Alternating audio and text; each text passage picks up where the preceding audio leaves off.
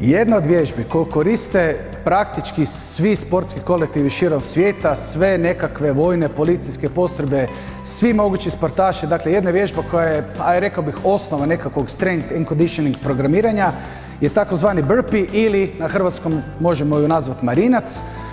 Josipa, molite, demonstrira nam 2 ponavljanja.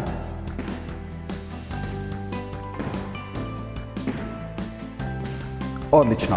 Kao što vidite, ovo je jedna kompleksna vježba koja je zapravo kombinacija nekoliko vježbi. Dakle, takozvani sprawl, izbacivanje nogu iza, sklek i čučen skok gore u zrak. U jednoj vježbi odradite 3 i ona stvarno jedan vrlo jaki metabolički efekt na naše tijelo ostavlja i u vidu hipertrofije i u vidu visoke potrošnje kalorija, u vidu rasta kondicije, u vidu rasta kardiovaskularnog kapaciteta, respiratornog kapaciteta. Jedna kompleksna i sjajna vježba kod koje samo pazite da doskok bude mekan, odnosno da ne udarate jako stopalima u podlogu i da vam koljena ne trpe veliki stres. Dakle, radite ju mekano, radite ju bez nekakvih prevelikih sila, vježba je fenomenalna.